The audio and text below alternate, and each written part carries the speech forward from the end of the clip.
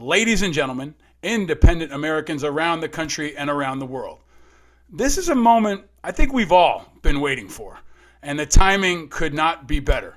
We've got a guest that has, I think, inspired many of our listeners, captured the attention of the country and the world, really pleased many Democrats, infuriated many Trump supporters, and interested especially a lot of folks in between. He's a heroic voice. He is an important voice, and I'm very grateful that after a long wait, finally, we are joined by the great and powerful Congressman Adam Kinzinger is here on Independent Americans. Welcome, Congressman. Thanks. You're too kind. I never set out to do any of that, but in an era of cowardice, I guess you can stand up pretty easy. Well, it may be easy for you, but unfortunately, it's increasingly rare. And I'm grateful that you're talking to us right now, too. A week after January 6th, coming into the new year, you are the man of the moment, and I think representing a voice of conscience for many. And I'm really grateful that you could be here. First question I ask everybody, where are you and how are you? It's been a wild year or two here, man. Where are you and how are you? I've aged rapidly. No, I'm good. I'm actually in Illinois, in Shanahan, Illinois. We're on baby watch right now, me and the wife. So we're in session. Thankfully, I can vote proxy at this moment. But we're just waiting for that moment where she's like, oh, it's time to go to the hospital. So doing great. It's going to be a life change, I know, but we're stoked. I'm very excited for you. Congratulations to you, your wife, and your whole family. I know you've got a boy on the way. As a father of two boys, you're about to get your most challenging mission ever. So I hear it's changing diapers is the most challenging thing, and making sure you don't get peed on. You know what, man? After going on 6 years, I can deal with diapers. What really sucks is bottles. I am so sick of cleaning bottles and finding pieces of bottles and putting bottles together. I can do diapers all day, man, but bottles are quickly becoming the death of me. But I've said this before. There are only a couple things you understand only if you've been through them. Combat is one of them. I think a pandemic is a second, and now parenthood. So you're about to get the third pillar. And, all right, I'm ready. It makes me a better man. Well, speaking of that, you're known for your integrity. I think we first met maybe years ago on the Hill, right? There's kind of the small world of veterans. We all know each other working on the Hill, and I remember when you first got there, you always had time for folks, and you came in with a head full of steam. But time has passed quickly, and now you're really in a key driver's seat. When I was researching, getting ready for this, I think you are only one of two combat veterans on the January 6th Select Committee. And I want to talk about January 6th. I want to talk about Trump. I want to talk about your future. I want to talk about a lot of things. But when I looked into, maybe what folks don't appreciate, you and I think, Congresswoman Loria of Virginia was in the Navy. Right. But the two of you are the only combat veterans on this January 6th committee. And I feel like that uniquely shapes your understanding about the national security threat. Is that, how do you look at that? Oh, it's 100% true. And, look, it's a couple of things. So, we have seen, and again, I'm not trying to compare my combat experience to anybody, but you see failed governments, you see failed democracies, having an interest in foreign affairs like I do, you deal with struggling democracies all the time. And one of the things that you see is that it is so easy for that basic trust to be broken. And when that basic trust is broken, and I would argue that the basic trust that has to exist in our country is if you vote, it counts, and the votes will be counted accurately. When that goes away, I mean, all you're doing is starting the clock. I don't know how long it'll take, but starting the clock till it falls apart. And the other thing, I'll just tell you, and I'm not trying to sound all, high and mighty. When I got elected, I literally just got back from Iraq. So this was March of 09 or May of 09, I launched my campaign. And I remember I said to myself, and I actually said it in a few campaign speeches, if we're going to ask young people to fight and die for this country, which we have to ask them, shouldn't we be willing to give our career for the same cause? And, to me, I thought it would be like some vote to reform Social Security that would cost me my job. I didn't realize we'd ever be in a fight to defend democracy. So, yeah, it changes your perspective for sure. So I want to go deeper in that because I feel like you understand the urgency of what January 6th represented and what it could be the beginning of. We've talked about this with everybody from Admiral Mullen to Admiral Stavridis. We've gone and looked at it from all sides. I have called this an American insurgency. I think what we're seeing is very dangerous from a national security standpoint because the enemy is within. The Pentagon has called domestic terrorism the #1 national security threat. I want to put a point on this and ask you, based off your experience in particular, is this an American insurgency? Yeah, absolutely. And it's a huge national security threat because let's take national security in the perspective most people think of.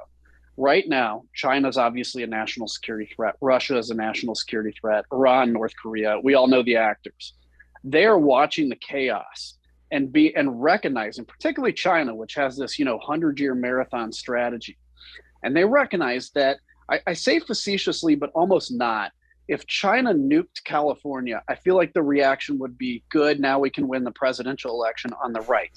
And I feel like almost if they nuked Texas, the reaction would be good. Now the Democrats will always win. I say that jokingly, but the reality is we're so focused on fighting each other that we're not able to put a broader strategy in place. Now, on the domestic side of the house, again, when you start having violence, and you create a baseline. So the thing about DC is if you ever violate a norm, it never comes back, ever, right?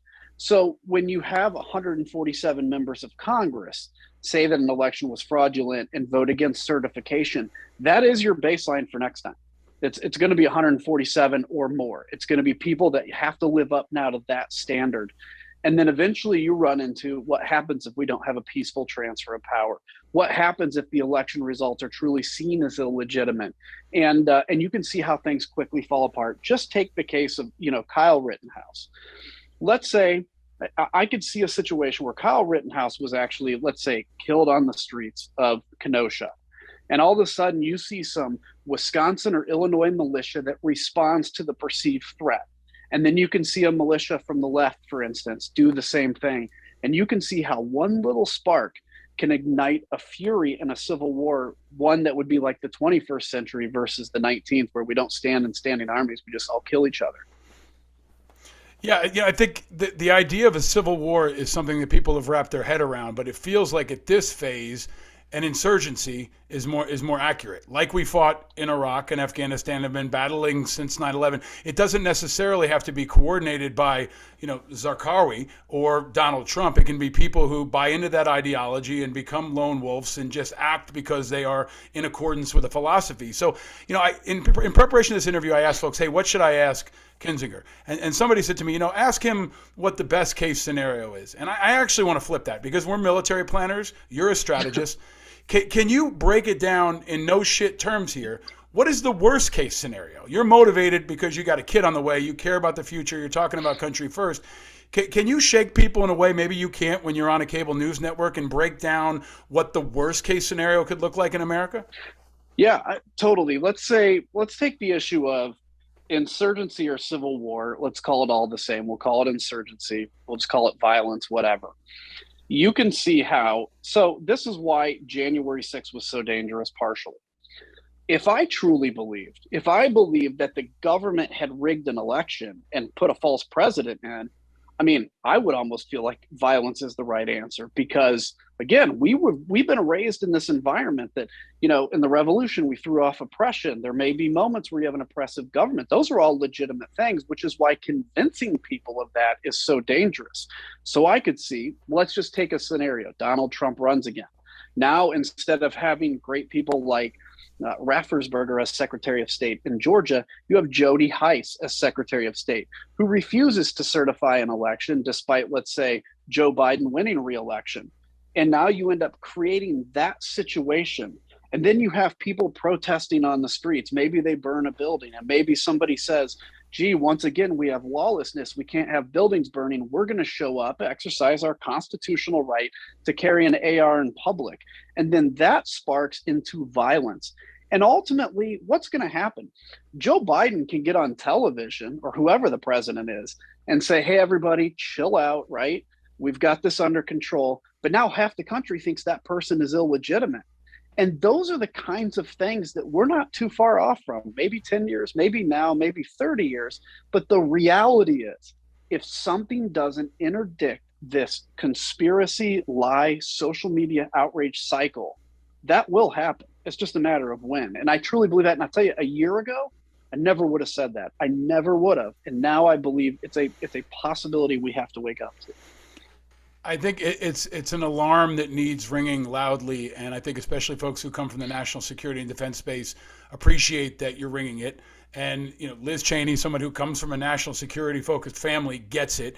And that national security, domestic security interconnectedness seems to be the part that people are missing. The new front in this insurgency is not another Capitol Hill attack. It's a school board meeting.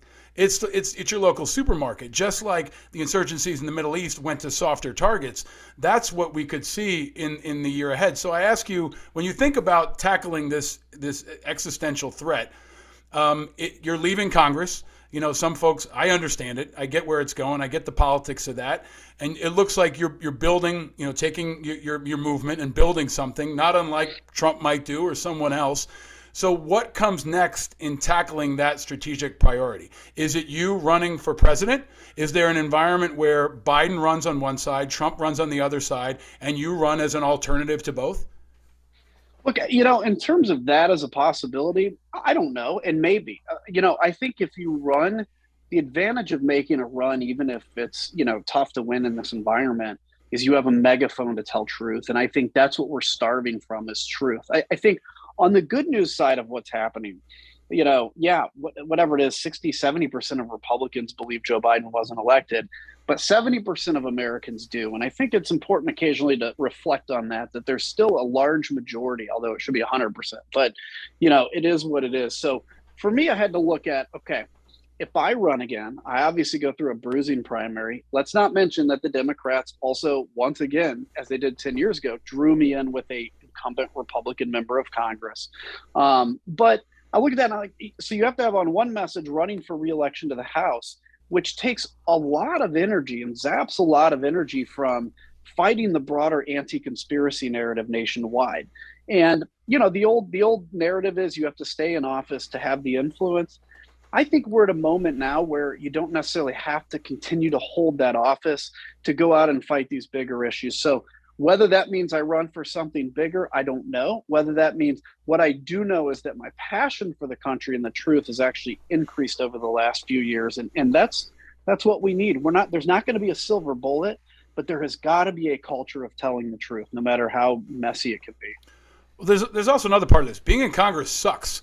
Like, there's a lot about being in Congress is terrible. And if you're freed of having to do fundraising and having 2-year cycles and having constituent management, which may be empowering, but it's a lot of work. And you and I know a lot of people in Congress, and the job itself sucks. So I see you as kind of graduating out of Congress, but are you also graduating out of the Republican Party? What happens with regard to that? Do you leave the Republican Party, or do you stay and fight and try to change it?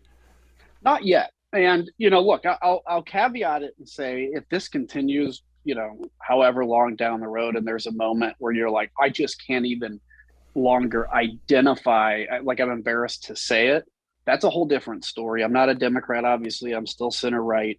But at this point, I look at how insidious and kind of seeping this whole what's become of the Republican Party has been.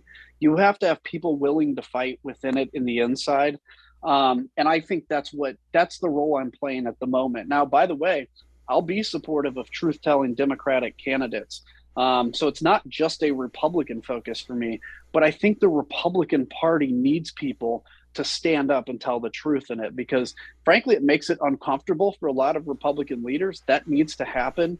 But it also gives you still an ability to address people that otherwise won't hear from anybody that they in any way identify with. Well, so many of us that are independent and unaffiliated, we're 40% of the country. Arguably, the most important affiliation is none right now. And we look to voices like you to say, okay, who's going to break free? And right now, it's not going to be Andrew Yang. It's not going to be Howard Schultz. There's long been, I think, a hunger for a Colin Powell type, especially someone out of the military. We know that Michael Bloomberg considered Admiral Mullen as a vice presidential candidate. Hillary Clinton considered Admiral Stavridis. Is that break point for you with the Republican Party whether or not Trump gets the nomination? It feels like watching Bloomberg decide whether he runs with you, that if Trump is the nominee, the party buys him, then you take a third way? It's possible. I mean, again, I think it's one of those you have to kind of analyze it almost every day on what's next. What are we going to do? And I look at it like this, if we can get to a point where the 40% unaffiliated can overcome the huge, massive institutional barriers to any kind of third party run, that is going to be key. I mean, as an example for Congress, if I want to get on the ballot this year as a Republican congressional candidate, it's like 600 signatures I need in Illinois. If I run as an independent, it's 13,000 signatures. And by the way, you're preaching to the choir here, man. You're preaching to the choir here. We get it. Yeah. So how do we overcome that? Now, I think in the meantime, you can have truth tellers within parties. Just as Donald Trump shifted the base of the Republican Party, you can have truth tellers in it shifting it back. But I would love to see a third party be successful in this country because I think it drags both extremes to the center. I'd love to see it.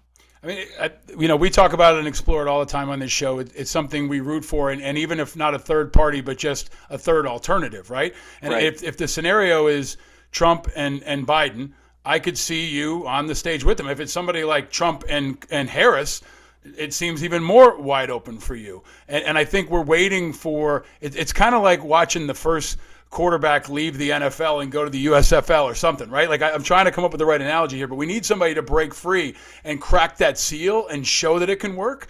And there are folks like we've had Wes Moore on this show who I think could be beyond partisanship. He could run, as an independent if there was a coalition. So are there people that you view that are allies in that quest? Who do you go to if you want to be an independent candidate? Obviously, you need money, so there's the Bloombergs of the world. But who are the natural allies for you if you really make a go for that? So I think there's a kind of a broad network of people, on the left, on the right, in the center that are interested in this. The key is bringing them together at the right moment. Right now is not the right moment. You don't want it to flame out early. There may be a moment if it's, for instance, Donald Trump and Harris or whoever. Look at Utah, for instance. Evan McMullin is running against Mike Lee. I've endorsed Evan McMullin. Now, an independent candidacy is possible in Utah where it's not really in Illinois, for instance.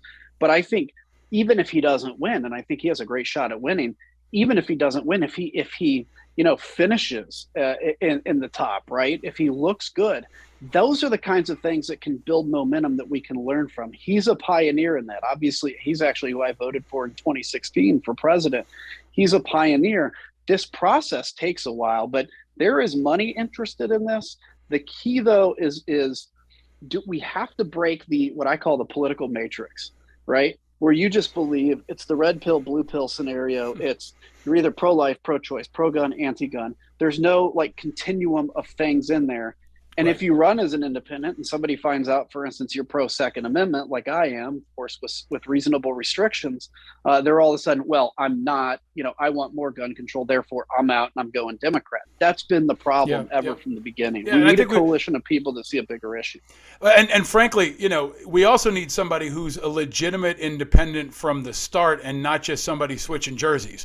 And, right. Andrew Yang is that. And frankly, so are you. So we need those first couple of people to break the seal and create the infrastructure and the donor base and the voter ID information. And we need things like, ranked voting and open primaries, things that can structurally change. And I feel like there's momentum, but we're still looking for our spirit animal. Right? We're looking for that person who can be, the best ghost of John McCain, or whoever it is. And I think, you are a person that people look to more than just about anybody. So Evan's been a guest on this show. I hope you'll come back and we'll keep talking about it. But I want to shift and take us to an issue that I think is still underappreciated, which is Afghanistan. I've called it America's great betrayal of Afghanistan. It's also, in my view, a betrayal of American veterans and American service members. You've been on this. Right now, you've got private companies that are heroically saving people because our government isn't.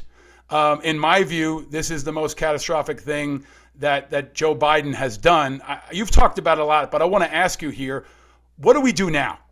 Given the inadequacy of our government, Biden has already put it in the rearview mirror. Lots of our friends are scrambling to get flights and help people out. But where's the national leader and the vision for what's next here as we hit winter and kids are starving? Nowhere. Because look, both parties have tried to put Afghanistan in the rearview mirror. We know Donald Trump negotiated this deal. Joe Biden executed it. And and that's been the problem with foreign policy from the beginning, is people get bored of it. And so leaders quit being bored of selling it. I can't think of a president since W that really made the case for Afghanistan anyway. And if you look at the relative minor investment, now, there's discussion the UN needs $3 billion in humanitarian aid. That's not even going to stem the problem. It may touch a little bit and help a little bit, but you think of the cost that's going to go in to mitigate this humanitarian disaster, and that'll pale, and that will probably be mountains above what the US would have spent to maintain at least a status quo. You saw the next generation of Afghans already starting up to take leadership. It's the biggest disappointment to me. Yes, there's that moment in August or so when people recognize the problem with America just abdicating its role. But I think we haven't learned a lesson from that. We still have these private groups, as you mentioned, out there trying to save Americans, right? If I'm president of the United States tomorrow, I'm calling, I'm making it clear to the Taliban that we will use any asset possible to save anybody that needs saved.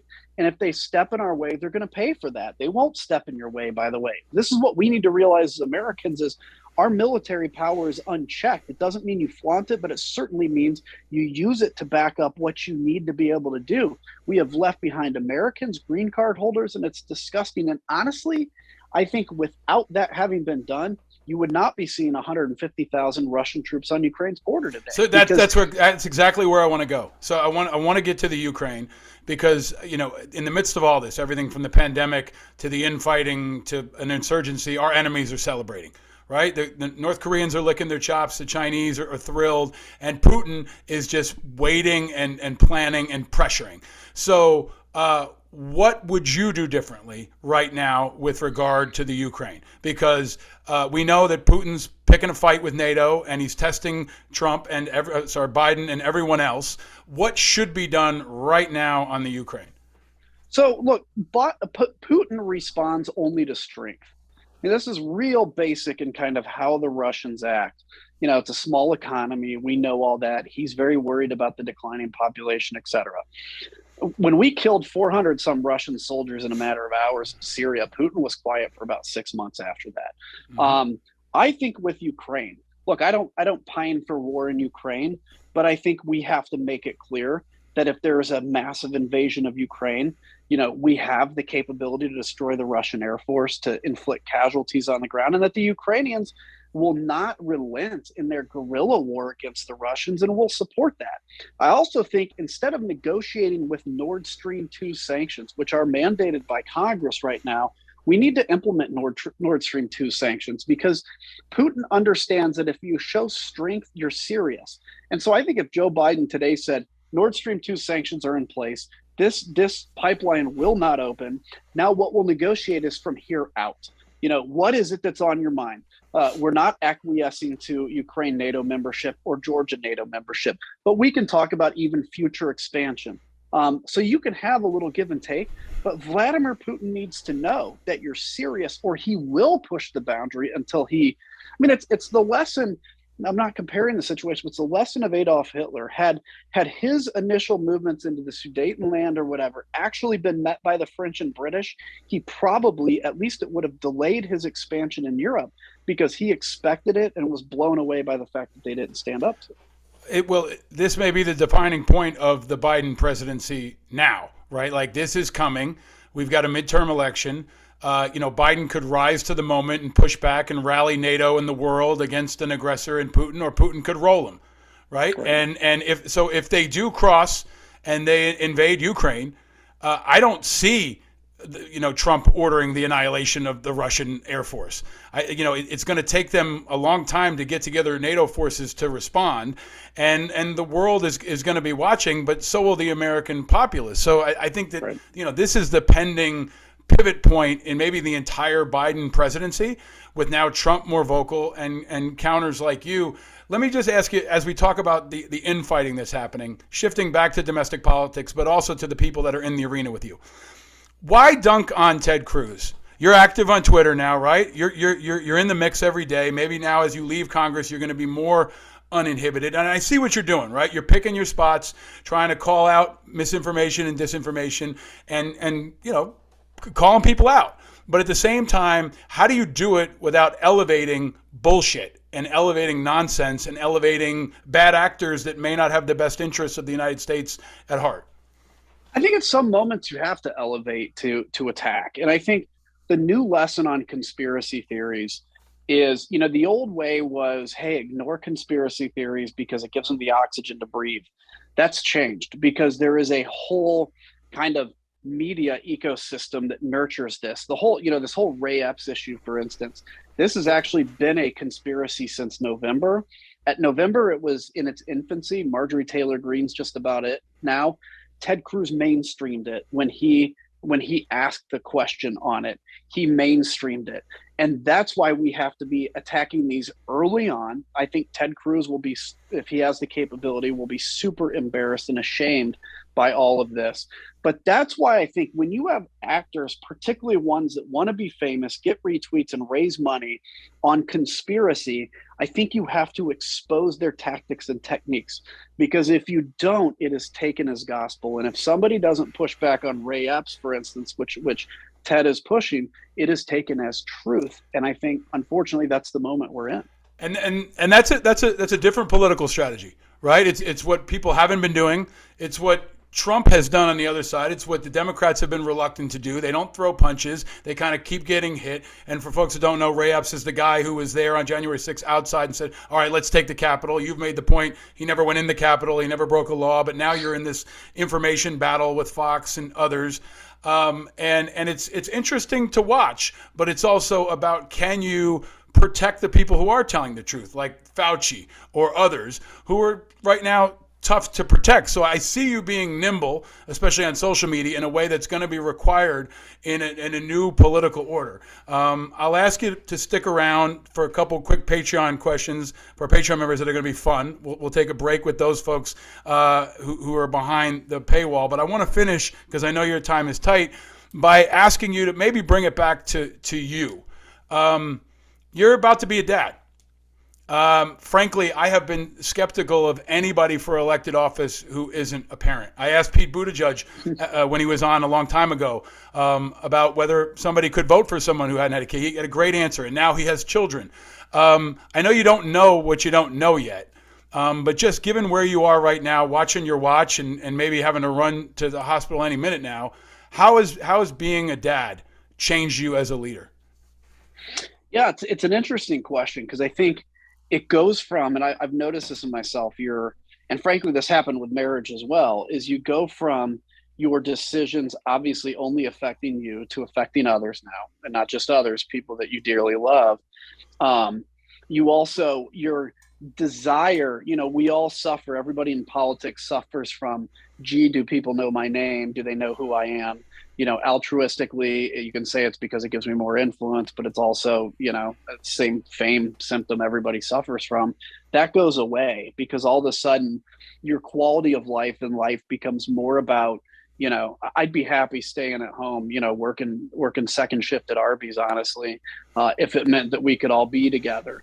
And so I think it changes your perspective. And quite honestly, every day, you go through the battle of, I'd love to just close my iPad, walk away from all this business, and hope nobody remembers my name in a few months, because they don't when you're out of politics, by the way. But I also look and know that for whatever reason, ingrained in me is this desire to tell the truth and to fight against, I wouldn't get this fired up if this was a battle over guns, abortion, taxes, anything like that. This is really a fight over the survival of this country. I believe that now.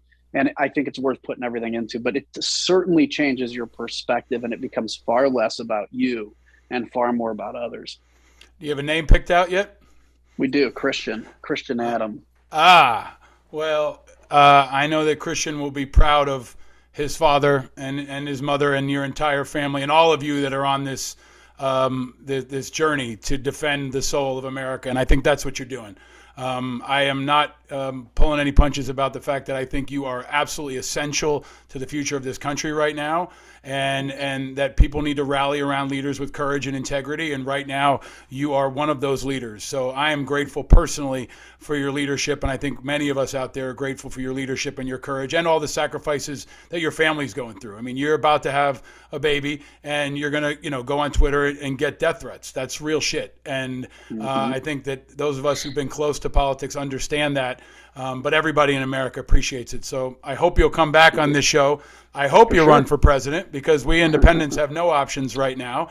And I hope you will continue to do what you've been doing, and that you'll stay vigilant. We appreciate you very much, sir. You too, man. Thanks for putting a voice to independence. I think people feel more than 40% of America feels politically homeless. And we need a voice to that. Right now, they've been convinced there's only two choices, and they have to fit into a mold that maybe they don't want to fit into. And we've got to be conjuring up new ideas and thinking of new ways, and your leadership's important in that. Well, Team America, one team, one fight. But you're going to have to lead the Republican Party to get a lot of us, right? Like that's going to be the key. So we look forward to watching it. Thank you again, sir. Keep after it. You bet.